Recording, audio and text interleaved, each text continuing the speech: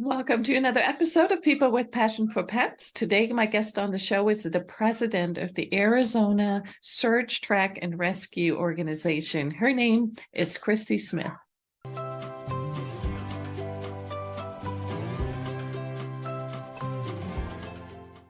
Well, Kristi, welcome to People with Passion for Pets. I'm excited for today's interview. Thank you for having me. Yeah, so Kristi, you are the president of the Arizona Search, Track, and Rescue Organization. It's called AZSTaR for short. Is that correct? That's correct. Excellent. And you've been with the organization ever since the beginning, you told me prior to the interview. So talk a little bit about how you got involved in search and rescue. So I got involved in it actually when I lived in Kentucky in the mid-'80s with the Kentucky Search Dog Association. I was looking for something to do with one of my dogs, and the president of that organization came and spoke to the Kennel Club, whose meeting I happened to be attending. So I cornered him afterwards and talked to him because I did have some familiarity with search and rescue dogs, mostly avalanche dogs, having grown up in Colorado close to some major ski slopes. That was before there were books written about how to train dogs for search and rescue, et cetera. We all kind of muddled through, but when the first book came out, we found we were doing it all the same way. So people across the country had all learned the same way to train the search and rescue dogs. They were predominantly trained on live find initially.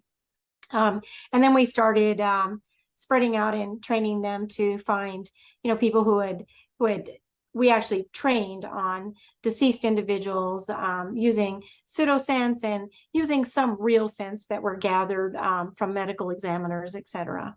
In '93, I moved to Arizona, and I worked here first with the Maricopa County Sheriff's Department, and then formed, three of us left the Sheriff's Department and formed an independent group called Arizona Search, Track, and Rescue. Our reason for forming that group is we wanted to be able to respond not only within Maricopa County, but statewide, nationwide, and internationally, if requested, with our dogs so that we could provide assistance to whomever, whenever it was needed. And so that was the formation of AZSTaR. Nowadays, I don't get fielded as much as I would like because I have to manage this search. But whenever possible, I still go out with my dogs. My dogs are all cross-trained to work with other handlers. So when we're resting one dog, they can take one of my dogs out and my dogs will still work for them as well. So what does it take to for a dog to become a search and rescue dog, or for a team to become a search and rescue team? Talk about the dog first. The dog has to have a drive to do things. And then we channel the drive to finding, to a game of hide and seek, with the ultimate scent being the human scent. And then they get a reward. So they have to have a drive to want that reward so that they'll go out and search independently from the handler, whether it's by trailing or by air scent, two different disciplines there. One, the air scent dog uses air currents to locate the subject, and it will cast in front of the handler in a pattern, hunting. A trailing dog is using ground scent. Sometimes they are started at the point last seen, so they actually have a trail of scent to follow. And sometimes they're looking for that trail, so they have to hunt as well. The trailing dog follows the individual close to where they've traveled. They can get off of it a ways, depending on where the scent has been carried by wind. And the air scent dog just uses wind currents all over an area to locate him. One is not better than the other. The two disciplines actually complement each other very, very well in determining direction of travel, whether a person has been in this area or not, etc. So as far as the handler has to learn, number one, a lot of dog skills, how to read the dog, how to train the dog. The dog has to have basic and advanced obedience, agility skills, a lot of temperament stuff, has to have directionals. The handler has to know how to train all those or be taught how to train those. And we're talking directionals at distance, not within 30 feet, but maybe 500 feet. I quite often will stand on a deep canyon or drainage at the top, my dogs down it to work up and down it and up the other side without me necessarily having to having to traverse all that ground. Not that I couldn't, but the dog is better suited to cover a lot more ground than I am. And they typically cover 3 to 5 times more ground than the handler does, or the support person. Support person and handlers have to both know how to read the dog in the field, so that the handler can tell if the dog is getting whiffs of scent that they're not able to follow through, because we are a team out there. It's not just the dog working. It's not just the handler working. They're a team together, and they are only as strong as their weakest link. So they both have to be strong. The handler has to know a lot of navigation skills, both with reading a map, being able to pinpoint where they're at with a map, use of a compass, use of a GPS. They have to know survival skills, because they might have to take care of themselves and the subject and their dog overnight or for days in the wilderness. They have to know how to preserve crime scenes. They have to know how to man track. So they have to know, by looking at vegetation and terrain, if somebody has been through that area, etc. So there is a lot of skills that both have to know. It takes on average about 2 years to get a dog and handler to an operational level. People that have really strong outdoor skills tend to have a little bit of a leg up, but it doesn't mean the process, especially with the first dog, is going to go any faster. After you train your first dog, if you've really paid a lot of attention during that time, you can sometimes get your next dog to an operational level quicker. And you also typically, I know after I trained my first dog, he was just a dog I had that I was looking for a job to do, and he excelled at it. He worked because I asked him to work, not for love of the work. So it's very different. My second search and rescue dog, he didn't want to do anything but search. He was an incredible dog in many ways, but also could have been detrimental in other ways had he not had a skilled handler with him. This was a dog that he located a subject, and he came back and he told me. He was about a quarter of a mile away from his subject. He came back and he told me, and I said to show me, and he went straight off a 40-foot cliff, because that was the shortest route back to the individual. Oh. He was fine. He did a drop and roll in a patch of grass, but it could have not ended as well. But that was because this dog only lived and breathed. He went right through the center of cholla patches to get to his subjects. Wow. If that's where the wind came through, that's where he was going. My third dog, I call him, I kind of got what I was looking for. A dog that wanted to work, but had a few more smarts about it. Not that my second one didn't have smarts, but he had one thought process and nothing else, and that was to find that subject and get me there, no matter how it took us. Where my third dog went, okay, I think we'll walk around this cholla patch, or we'll go down this path. It's a little easier to get there, Mom. And every dog has had different things that they've brought to the game of search and rescue, and it is a game to the dogs. If we do not keep it fun and engaging for them, then they don't want to do it. So unfortunately, it has to be taught as a game to the dog. There's a lot of people that when you're on searches and they see the handlers playing with their dogs exuberantly, they might get upset because it's their loved one that's missing. It's a serious situation. Yeah, it is. And while we're cognizant of that, we also know that in order to keep our dogs working, we have to continue that game, and which is hard on the handlers as well, because many times we're not finding them alive, we're finding them deceased. And it is something that the person who's handling the dogs and the support people have to be able to compartmentalize. I've been all over the world doing cold cases, been to Japan, I think 3 or 4 times, and we've been other places doing cold cases as well.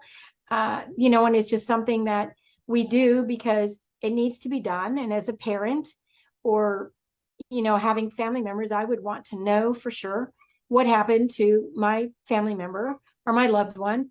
And so we do it because of that, not because we want them to be deceased. We'd much the live fines are so much better always for everybody.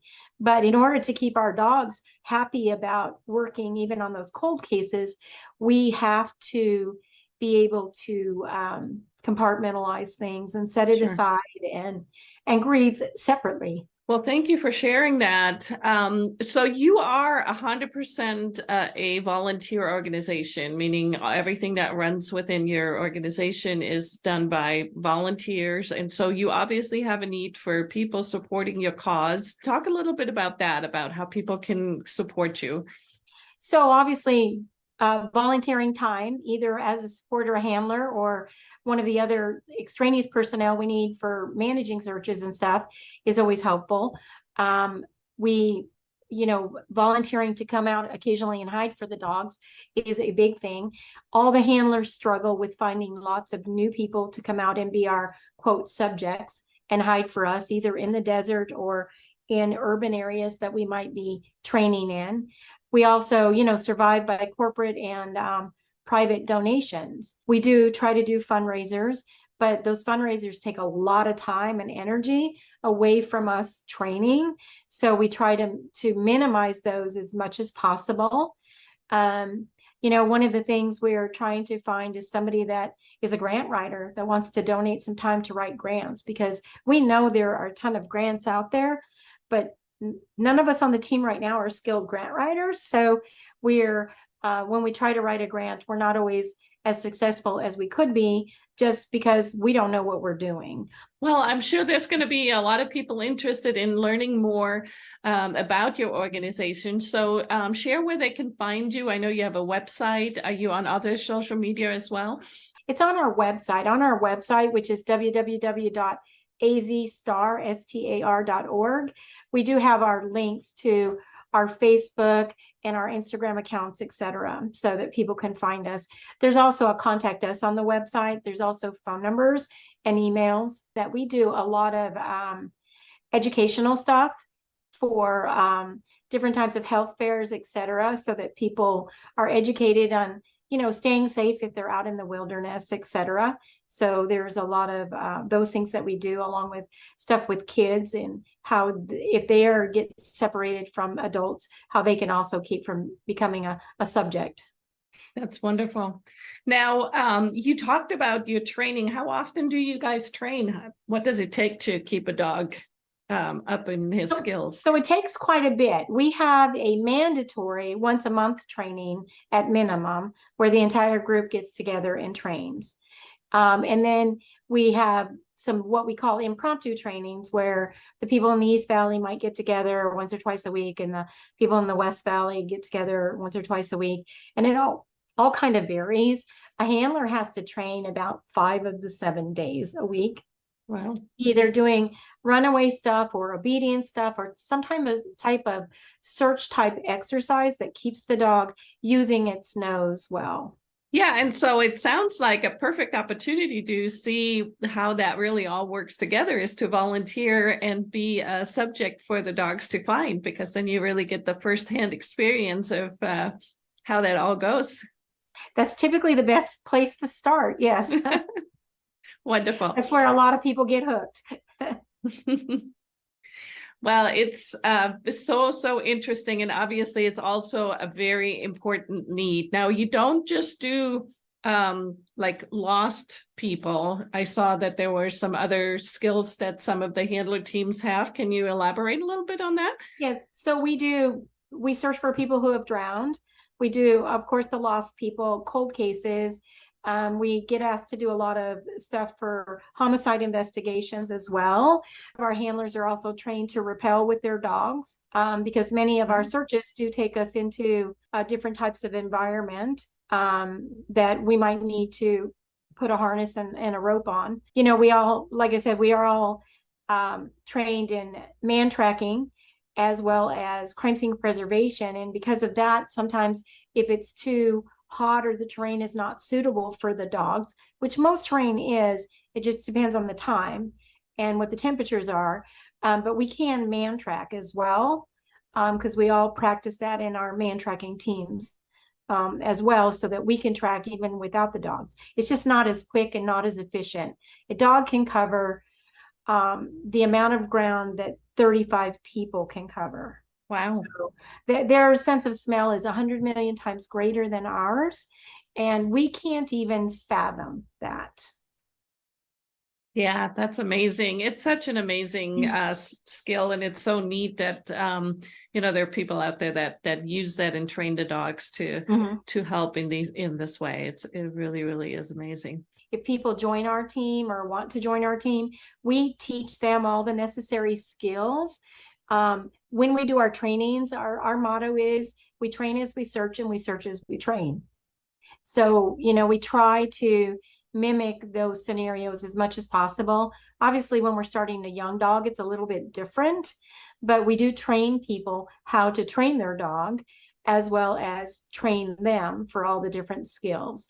That's wonderful. And so is there actually a certification that the dog will, or the team will eventually get before they go out and do real cases, or?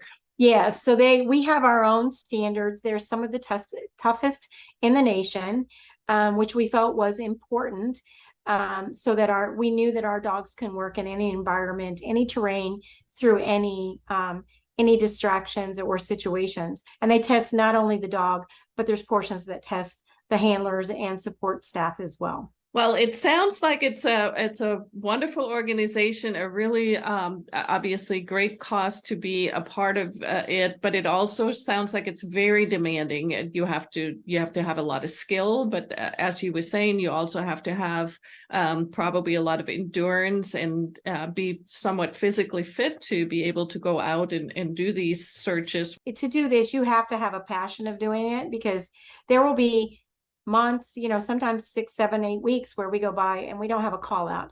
And then all of a sudden there'll be 3 or 4, but it's easy to get discouraged about working and training all the time when you don't have those call outs, or you see searches that you could have helped on that you weren't called. Do you have a number of how many cases you guys have already been involved with, or searches?